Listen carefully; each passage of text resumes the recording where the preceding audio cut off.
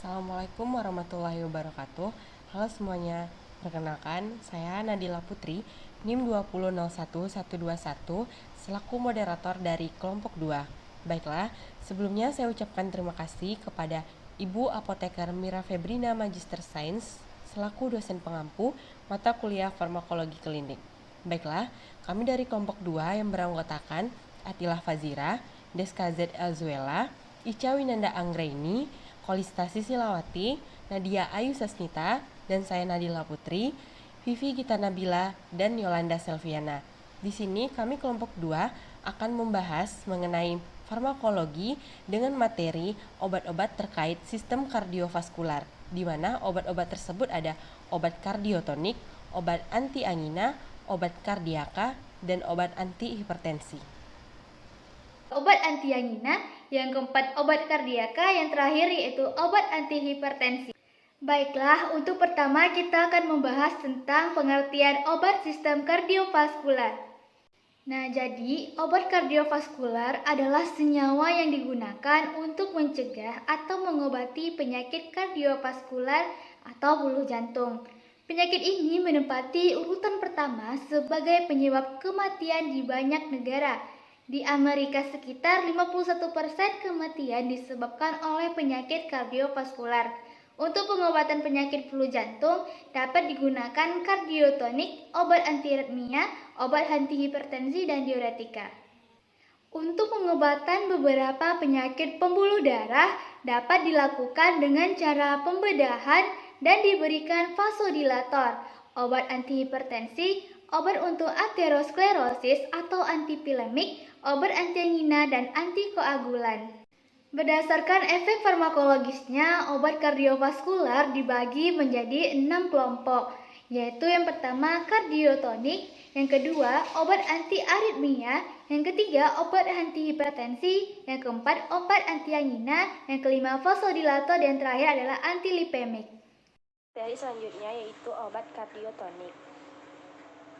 Obat kardiotonik. Kardiotonika adalah obat-obat dengan khasiat memperkuat kontraktilitas otot jantung atau efek initropositif, terutama digunakan pada gagal jantung atau dekompensasi untuk memperbaiki fungsi pompanya. Gagal jantung adalah suatu sindroma klinik yang kompleks akibat kelainan struktural dan fungsional jantung yang mengganggu kemampuan ventrikel untuk diisi dengan darah maupun mengeluarkan darah.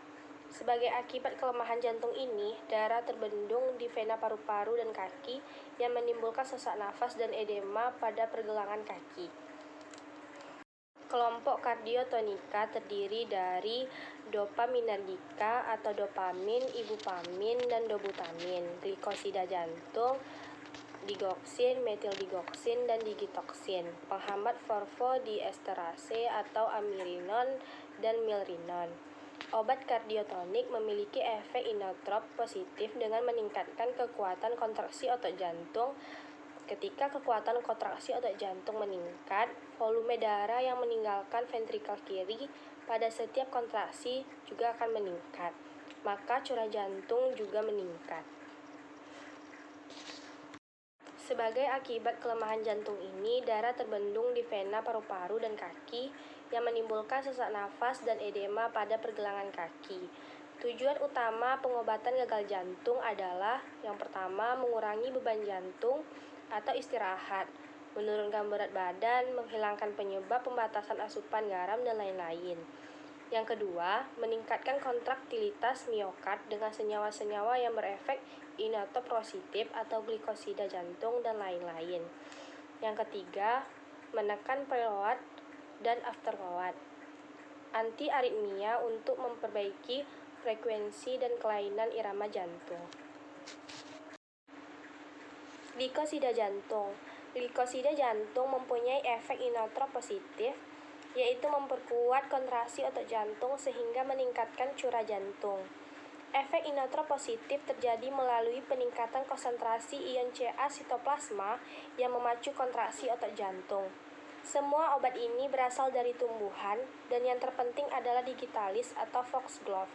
Sedangkan strophanthus atau strophantin sudah menjadi obsolet. Dalam homeopati banyak digunakan tumbuhan antara lain Tevetia, nerifolia atau sejenis oleander. Semua glikosida jantung memiliki rumus steroida seperti hormon kelamin dan anak ginjal, kolesterol, dan vitamin D. Sediaan galenika seperti tinctur, digitalis, dan strovanti dulu banyak digunakan, tetapi susunannya tidak konstan dan standarisasinya sulit. Pada saponin, dalam tinctur dapat menimbulkan iritasi lambung usus dan mempengaruhi respon zat aktif. Contoh obat yang digunakan adalah digoxin dan lanoxin. Baiklah, saya akan melanjutkan penjelasan mengenai digoxin lanoxin.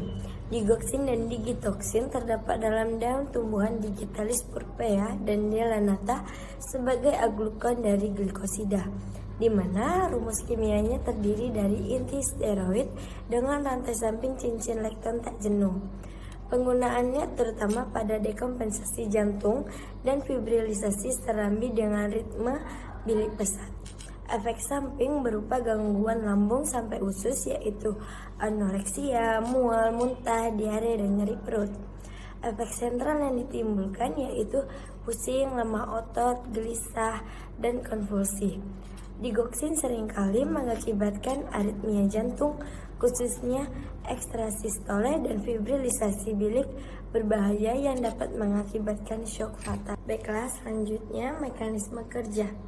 Glikosida jantung bekerja menghambat enzim natrium kalium ATPase pada reseptor di membran sel.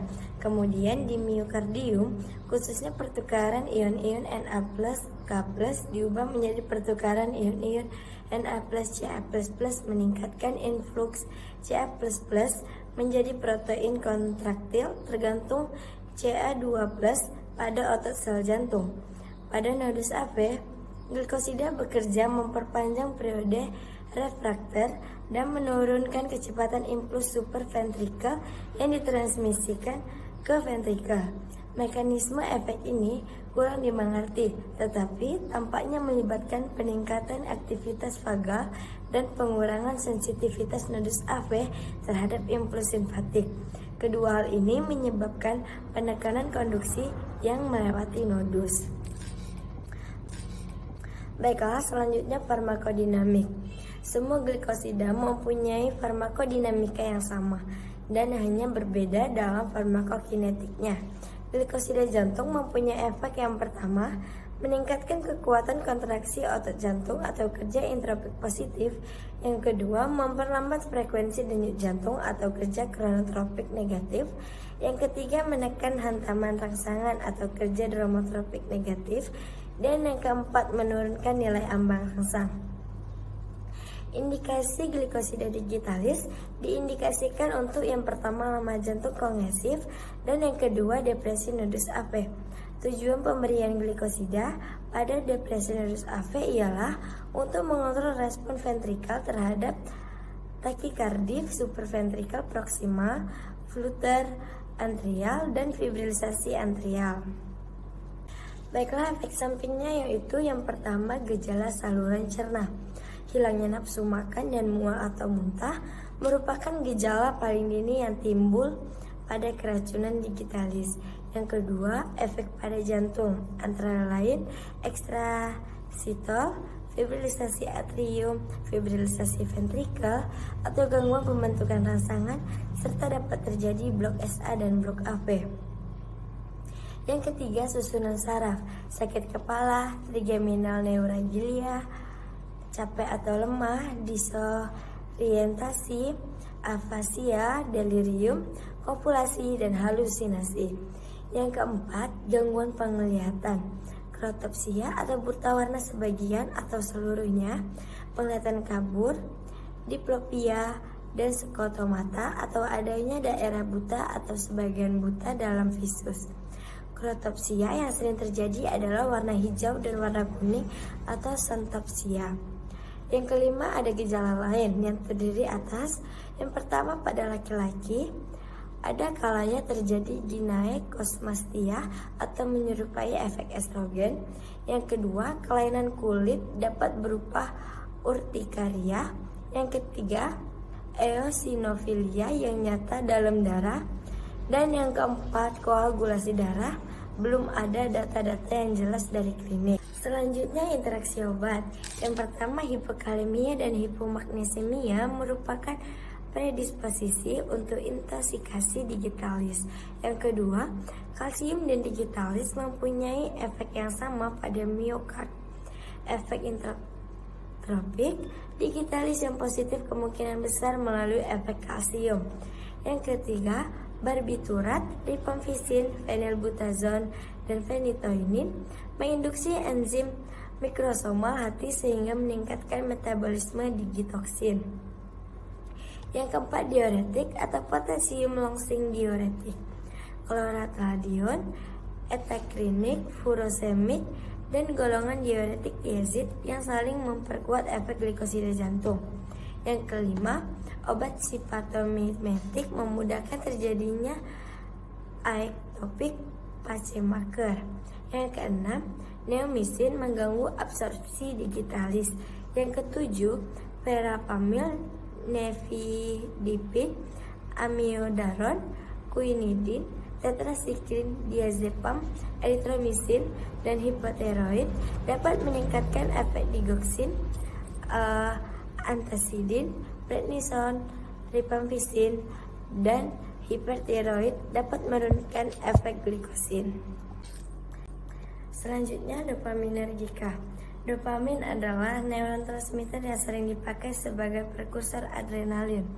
Di jaringan perifer terdapat dua jenis reseptor, yakni reseptor DA1 dan DA2. Stimulasi reseptor oleh dopaminergika menghasilkan efek yang sama dengan khasiat dopamin. Reseptor DA1 terutama berada di otot polos jantung, otak, dan ginjal. Aktivasi menimbulkan vasodilatasi, memperkuat kontraktilitas jantung, menderaskan penyaluran darah, ekreksi Na, dan diuresis.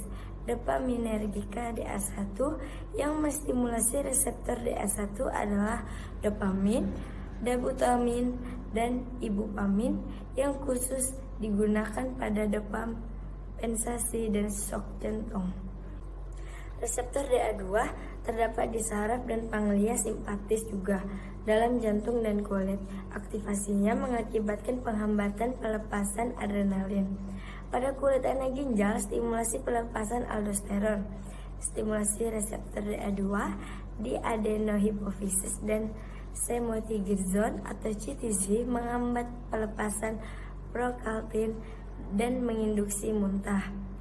Dopaminergika DA2 menstimulasi reseptor DA2 antara lain bromokriptin serta sebergolin yang digunakan untuk menekan laktasi postpartum dan setelah abortum. Contoh obatnya dopamin, ibupamin, dan dobutamin. Yang pertama, dobutamin. Dobutamin adalah suatu agonis beta adrenergic yang bekerja sebagai intropik positif pada jantung.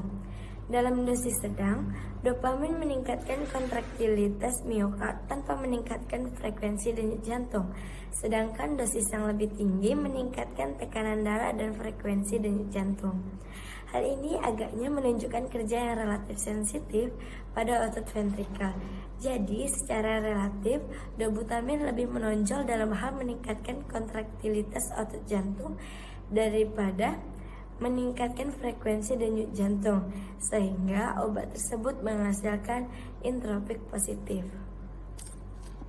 2. Dopamin, neurotransmitter yang merupakan prekursor langsung dari adrenalin dan noradrenalin yang diinaktifkan oleh MAO pada dosis rendah bekerja langsung terhadap reseptor DA1 dengan efek vasodilatasi dan penderasan sirkulasi darah ginjal. Pada dosis sedang menstimulasi reseptor beta-1 adrenergik dengan efek inotropositif dan peningkatan volume menit jantung.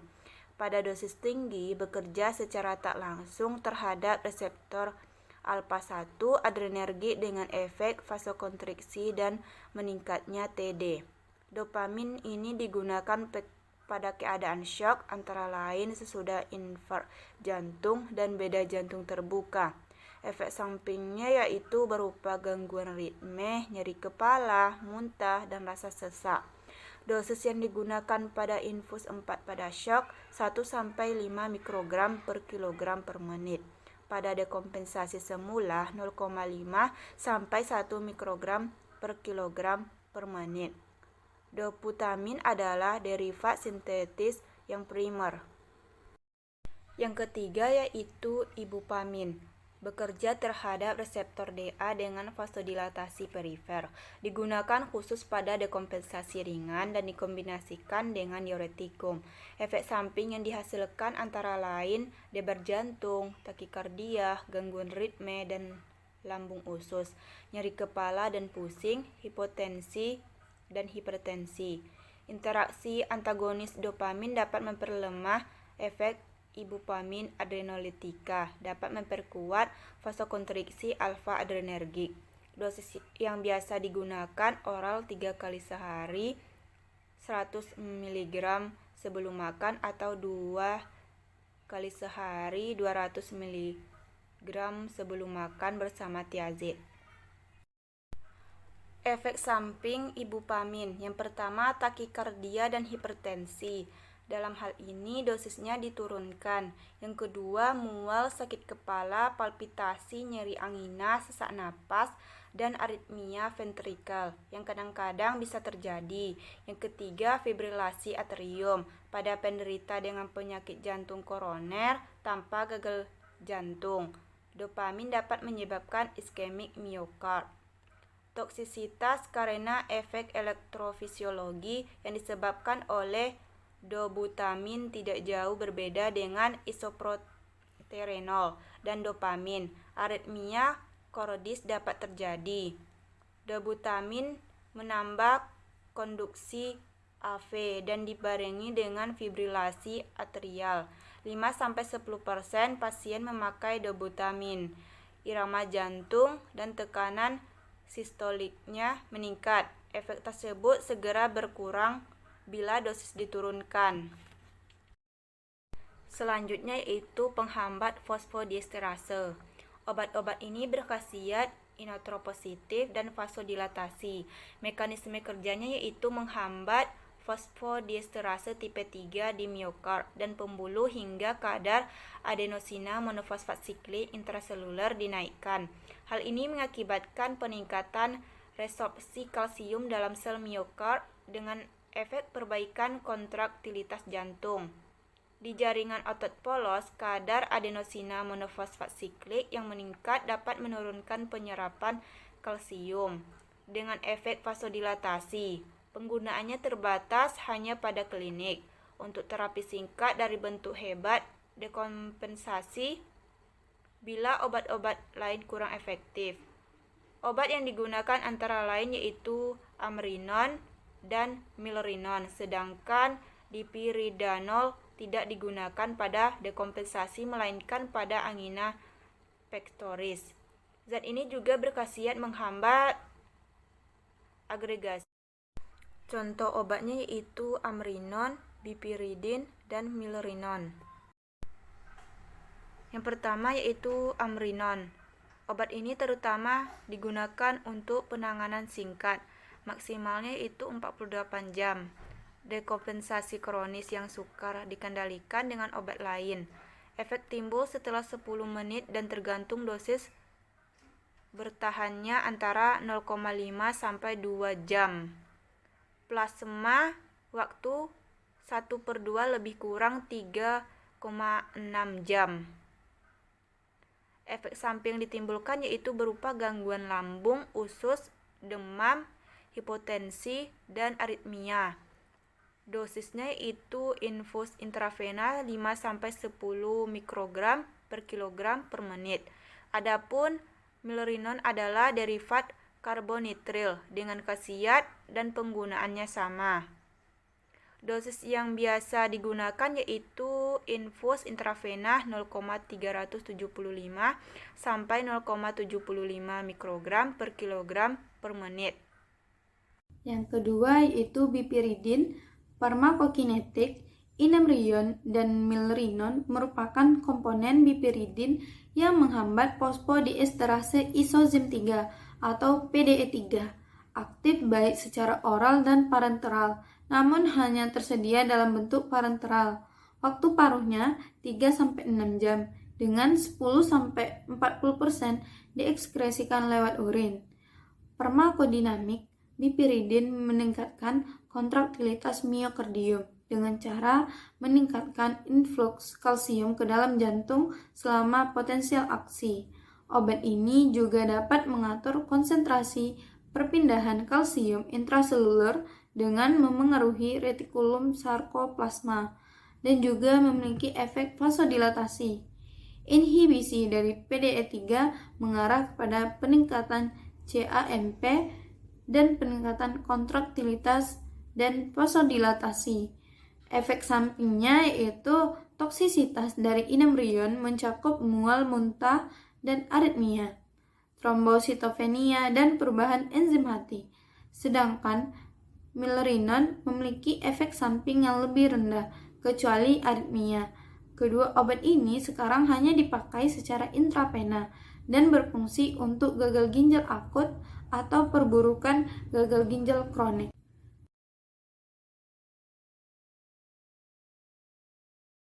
Selanjutnya yaitu obat anti-angina.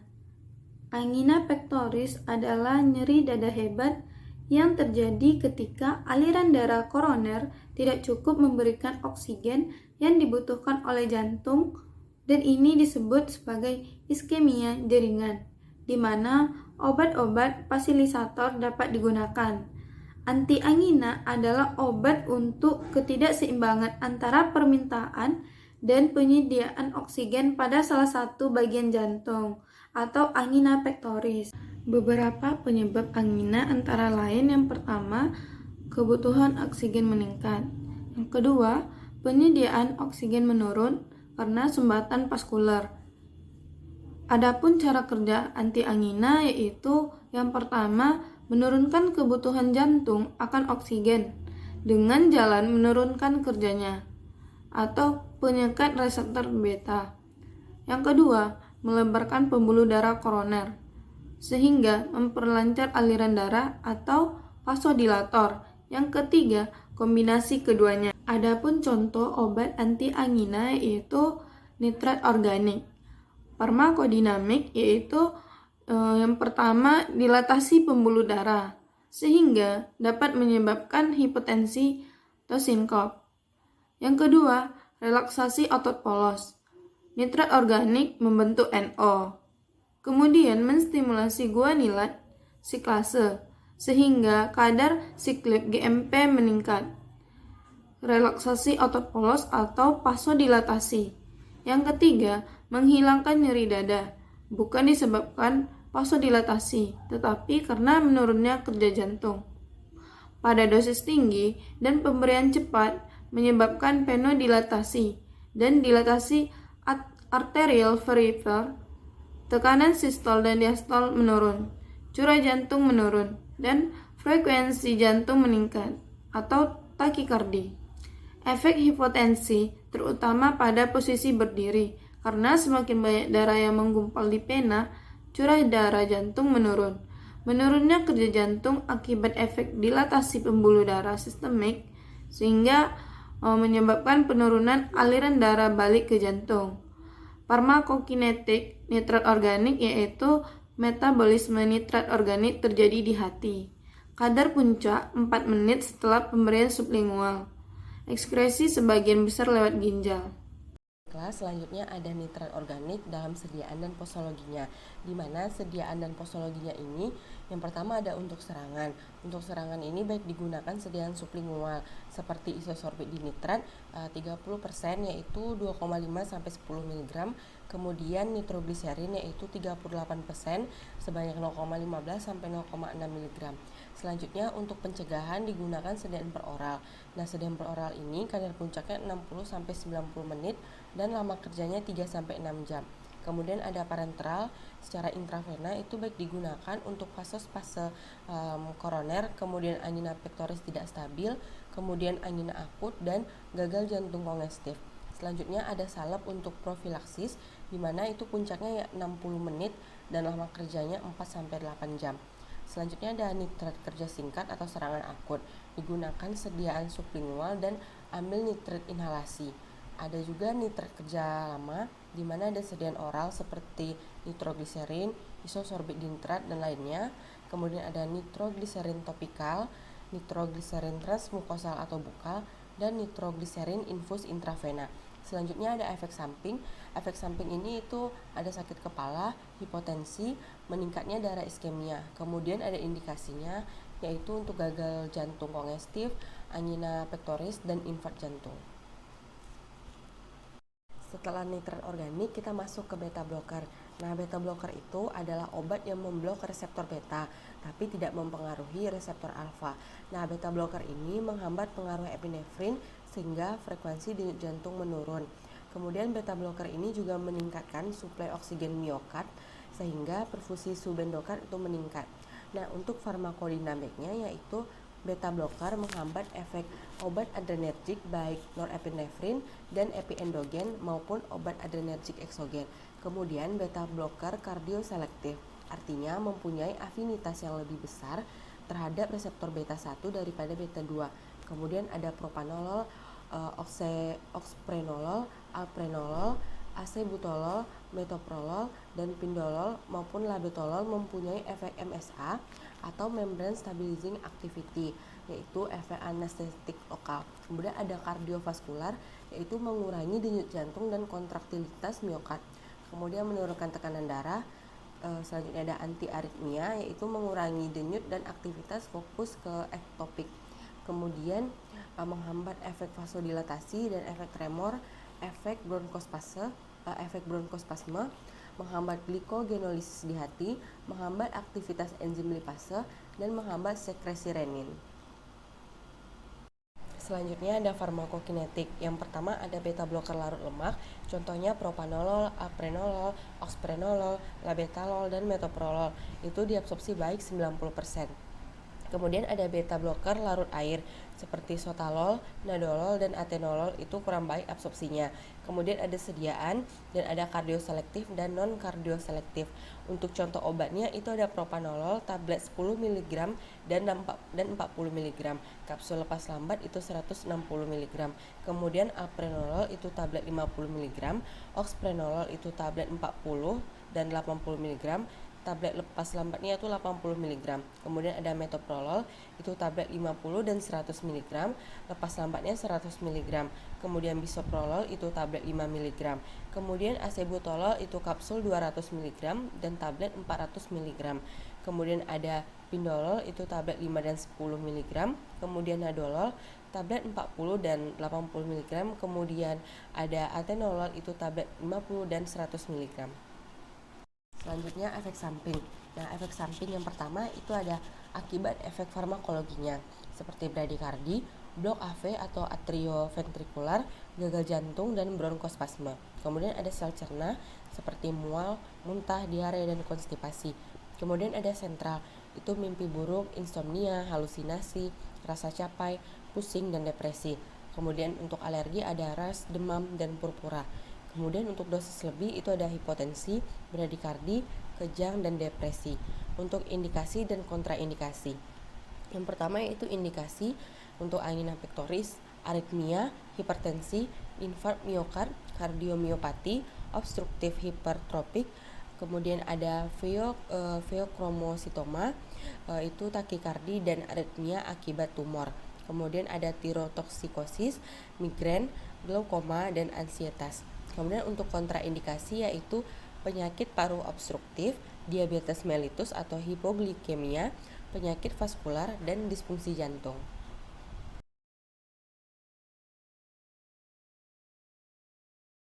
Baiklah, saya akan menjelaskan tentang obat kardiaka. Obat-obat jantung atau kardiaka adalah obat-obat yang secara langsung dapat memulihkan fungsi otot jantung yang terganggu ke keadaan normal. Ada beberapa gangguan-gangguan pada jantung. Yang pertama ada infark jantung. Infark jantung atau trombosis koroner umumnya disebut serangan jantung. di mana keadaan tersumbatnya suatu cabang pembuluh jantung yang menyalurkan darah ke jantung oleh gumpalan darah beku. Yang kedua ada angina pectoris. Angina pectoris adalah gangguan yang timbul karena hipoksia atau kekurangan oksigen otot jantung karena kelelahan fisik atau emosional dan dapat juga disebabkan oleh penciutan arteri jantung, infark, kejang-kejang atau adanya takikardia, anemia hebat, atau penjuitan aorta. Penyebab angina pectoris adalah suplai oksigen yang tidak adekuat ke sel-sel miokardium dibandingkan kebutuhan. Jika beban kerja suatu jaringan meningkat, maka kebutuhan oksigen juga meningkat. Pada jantung yang sehat, arteri koroner berdilatasi dan mengalirkan lebih banyak darah dan oksigen ke otot jantung. Namun jika arteri koroner mengalami kekakuan atau penyempitan akibat arteriosklerosis dan tidak dapat berdilatasi sebagai respon peningkatan kebutuhan akan oksigen, maka terjadi iskemi miokardium. Sel-sel miokardium mulai menggunakan glikolisis anaerob untuk memenuhi kebutuhan energi mereka. Yang ketiga ada aritmia. Aritmia adalah gangguan ritme berupa kelainan dalam frekuensi denyut jantung karena serambi dan bilik berdenyut lebih cepat atau lebih lambat dari normal. Dapat pula terjadi karena kekacauan dalam ritme denyutan jantung. Dan yang terakhir ada gagal jantung. Terjadi bila jantung tidak dapat lagi memompa darah yang cukup untuk memenuhi kebutuhan metabolik tubuh. Seperti setiap pompa mekanis, gagal jantung terjadi bila jantung bekerja tidak terlalu keras untuk waktu yang lama. Dalam hal ini, jantung tidak dapat memompa darah beroksigen yang cukup untuk metabolik tubuh. Strategi pengobatan farmakologi meliputi perbaikan kontraktilitas miokardial atau penurunan kerja jantung. Obat-obat yang digunakan untuk pengobatan gagal jantung dibedakan atas 3 golongan, yaitu yang pertama obat-obat inotropik. Obat-obat inotropik ini terbagi lagi menjadi beberapa. Yang pertama yaitu glikosida jantung, terdiri dari digitalis, digoxin, digitoxin, guabain, strofantin K. Yang kedua ada agonis beta adrenergik, yaitu 2-butamin. Selanjutnya yang terakhir ada inhibitor fosfodiesterase, yaitu milrinon dan amrinon. Yang kedua ada diuretik. Diuretik ini terdiri dari obat furosemid, hidroklorotiazid, metolazon, dan bumetanid. Yang terakhir ada obat vasodilator, yaitu kaptopril, hidralazin, isosorbit, natrium nitropursid, dan lisinopril. Selanjutnya itu penggolongan obat jantung yang terdiri dari beberapa. Yang pertama kardiotonika. Kardiotonika ini juga terdiri dari beberapa, yaitu yang pertama glikosida jantung. Khasiat dari glikosida jantung adalah memperkuat kontraktilitas obat jantung atau efek inotrop positif, terutama digunakan pada gagal jantung untuk memperbaiki fungsi pompanya. Efek dari glikosida jantung ini yaitu meningkatkan kekuatan kontraksi, memperlambat frekuensi denyut, menekan hantaran rangsang, serta menurunkan nilai ambang batas. Mekanisme kerja dari glikosida jantung ini yaitu bekerja menghambat enzim natrium ATPase pada reseptor di membran sel, khususnya di miokardium. Pertukaran ion-ion Na+ dan K+ diubah menjadi pertukaran ion-ion Na+ dan Ca++. Meningkatkan influx Ca menjadi protein kontraktil Ca-dependen pada sel otot jantung. Farmakokinetik dari glikosida jantung ini yaitu bioavailabilitasnya preparat oral sangat bervariasi sehingga perlu memonitor kadarnya dalam serum. Absorpsinya dihambat oleh adanya makanan dalam saluran cerna. Derajat absorpsi lanatosid C adalah 50%, tepung dan tinture digitalis 20%, digoxin 50%, dan digitoxin 100%. Obat glikosida jantung kardiotonika yaitu digoxin dan digitoxin. Selanjutnya yang kedua, contoh penggolongan kardiotonika yaitu agonis beta adrenergik, yaitu ada dobutamin. Dobutamin ini meningkatkan produksi CAMP dengan mengikat reseptor adrenergik beta. Mekanisme kerjanya agonis adrenergik yang memilih reseptor beta. dengan dosis sedang meningkatkan kontraktilitas tanpa meningkatkan frekuensi jantung atau tekanan darah. Contoh golongan kardiotonika selanjutnya itu inhibitor fosfodiesterase, yaitu obat amrinon, di mana amrinon ini menghambat degradasi CAMP. CAMP ini adalah pembawa pesan biokimia yang merangsang jantung. Mekanisme kerjanya menghambat fosfodiesterase atau enzim yang memecahkan CAMP. CAMP ini meningkatkan ambilan kalsium, meningkatkan kontraktilitas isi sekuncup, fraksi ejaksi, dan kecepatan sinus, menurunkan resistensi perifer. Indikasinya ditambahkan pada terapi digoksin bila gagal jantung menetap meskipun telah diberi digoksin. Selanjutnya itu obat milrinon. Milrinon ini mekanismenya kerjanya 20 kali lebih cepat atau lebih paten dibanding amrinon. Golongan obat jantung selanjutnya itu obat angina pectoris. Yang pertama vasodilator koroner. Berkhasiat relaksasi otot pembuluh darah, bronkus, saluran empedu, lambung, dan usus, serta saluran kemih. Obat pilihan utama adalah nitroglycerin. Nitrat menyebabkan pelebaran pada dinding pembuluh darah, terdapat dalam bentuk short acting dan long acting. Obat-obat yang termasuk dalam golongan ini adalah nitroglycerin dan dipirimadol. Selanjutnya itu beta blocker. Beta blocker mengurangi denyut jantung pada saat istirahat. Selama melakukan aktivitas, beta blocker membatasi peningkatan denyut jantung sehingga mengurangi kebutuhan akan oksigen. Beta blocker dan nitrat telah terbukti mampu mengurangi kejadian serangan jantung dan kematian mendadak. Obat yang termasuk ke dalam golongan ini antara lain propanolol, acebutolol, bisoprolol, dan lain-lain. Selanjutnya itu antagonis kalsium. Antagonis kalsium juga efektif untuk mengobati varian angina. Beberapa antagonis kalsium bisa memperlambat denyut jantung. Obat ini juga bisa digabungkan bersama beta blocker untuk mencegah terjadinya episode takikardi, yaitu denyut jantung yang sangat cepat. Yang termasuk dalam antagonis kalsium antara lain perafamid, nifedipin, dan dithiazem, yaitu antiangina golongan antiflatelet. Aspirin terikat pada flatelet dan mencegahnya membentuk gumpalan dalam dinding pembuluh darah. Jadi aspirin mengurangi resiko kematian karena penyakit arteri koroner. Penderita yang alergi terhadap aspirin bisa menggunakan triclofidin. Obat yang termasuk dalam golongan ini adalah aspirin. Dan penggolongan obat jantung yang terakhir yaitu ada antiaritmika. Khasiatnya yaitu meniadakan kelainan irama jantung. Berdasarkan mekanisme kerjanya, pengobatan aritmia dibagi menjadi 4 golongan. Yang pertama, zat-zat dengan daya anestetik lokal. Yang termasuk zat ini adalah quinidin, berefek pada stabilisasi membran, antikolinergis, kronotrof negatif, dan inotrop negatif. Yang kedua yaitu lidokain, anestetikum lokal untuk berkhasiat antiaritmia berdasarkan stabilitas membran. Selanjutnya itu zat perintang reseptor beta adrenergic atau beta blocker, contohnya timolol dan propanolol. Dan yang terakhir yaitu zat yang memperpanjang masa refraktor dengan jalan memperpanjang aksi potensial, contohnya sotalol dan amiodaron. Baik, selanjutnya itu adalah obat antihipertensi. Obat antihipertensi adalah obat yang digunakan untuk menurunkan tekanan darah tinggi hingga mencapai tekanan darah normal.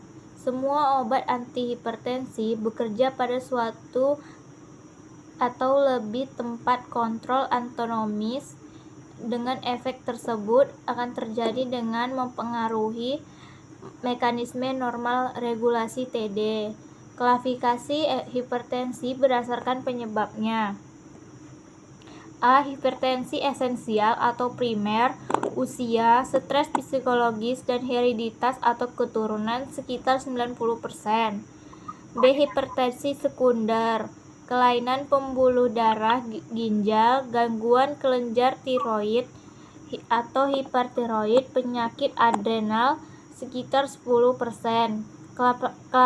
Klasifikasi hipertensi berdasarkan kategori. Ada kategori diastol dan sistol. Diuretik bekerja melalui mekanisme untuk mengurangi curah jantung dan menyebabkan ginjal meningkatkan ekskresi garam dan air. Contoh obatnya adalah furosemid dan HCT atau hidrokloritisiade. 2. Beta blocker bekerja pada reseptor beta jantung untuk menurunkan kecepatan denyut dan curah jantung. Contoh obatnya acebutol atau beta blocker, atenolol, metoprolol, dan propanolol. 3. Alpha blocker menghambat reseptor alfa di otot polos vaskular yang secara normal berespon terhadap rangsangan simpatis dengan vasokonstriksi.